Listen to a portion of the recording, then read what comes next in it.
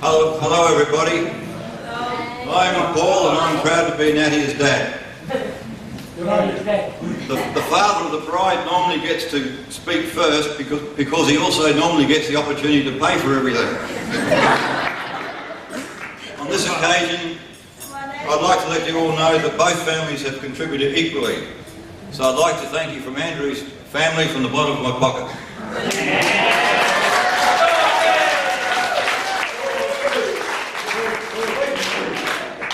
I'd also like to say how happy I am that Andrew's family have made Nattaya so welcome as a new member of their family. So thank you very much.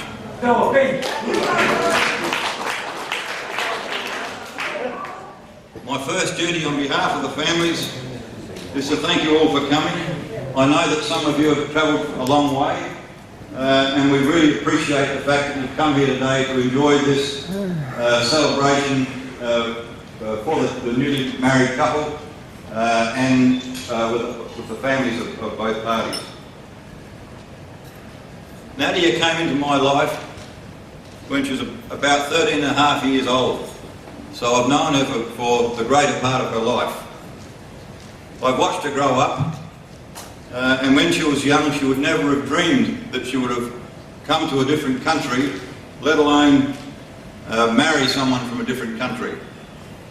Fortunately, love doesn't take any notice of colour, religion or race, and I feel grateful that these two special people have found each other and have now become one, and I wish them every happiness for the future.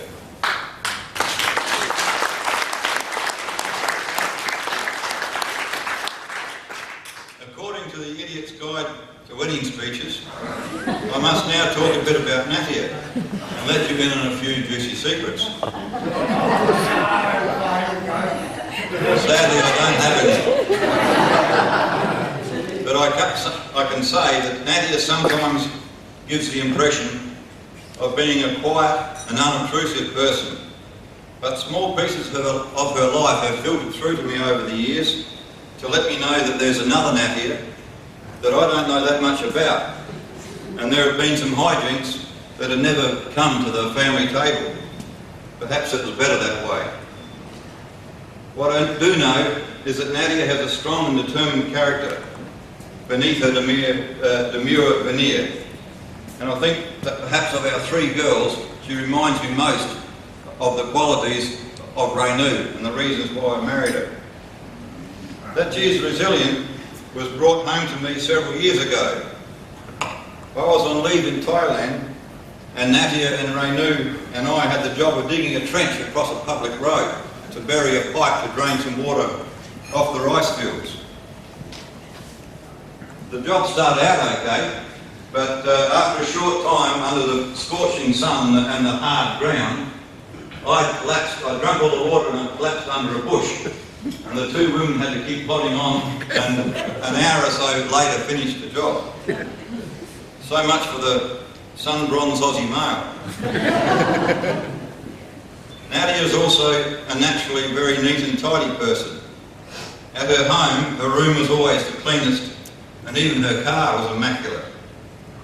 I always liked the special touches in her room, especially and her car, especially the little Pokemon caricatures or caricature that she had there. Her neatness extends to her cooking and the effort that she puts into it. She makes food preparation an art, and it is a pleasure to watch her prepare simple things like spring rolls, for example. I've known Andrew for only a short time, but realised from the first that he was smitten with Nattaya, and that if love was going to be enough to make the difference with her, that he stood a good chance. I must also say that when I first met Andrew, I noticed that he was wearing an earring, and that reminded me of a statistic that I'd once heard. It said that men who wear earrings have a much higher success rate in the marriage stakes than other men.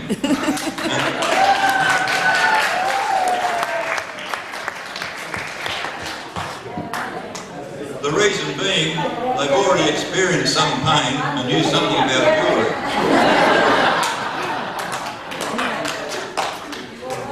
It's also evident that Andrew appreciates the finer things in life because today he married Nattaya.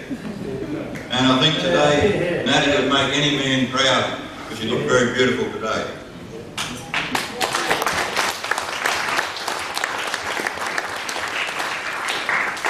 I looked up Google to see what else I should include in my speech as Nattya's dad. And I found it was my duty to give Andrew some advice.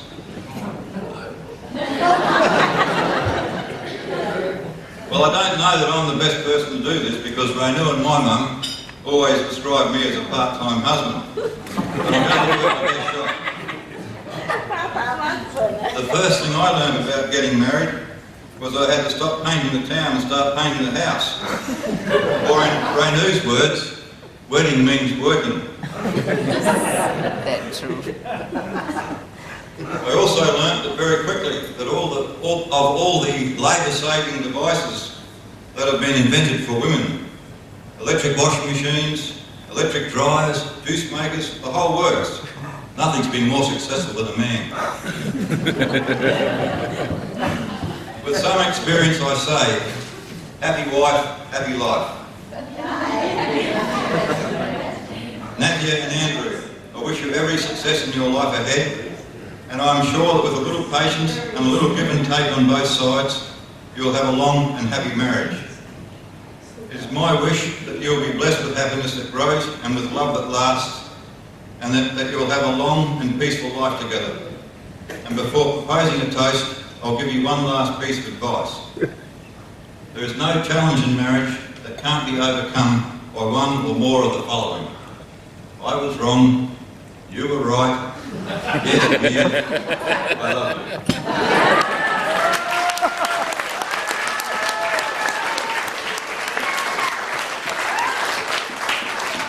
Ladies and gentlemen, I'd like to propose a toast to the bride and bridegroom. Please be upstanding and raise your glasses.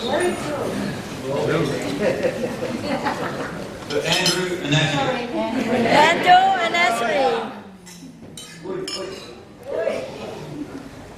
Thank you very much. Thank you, Paul. Come on, give Paul a bit cheer, please. Well said, Paul. Thanks, speech, Robert.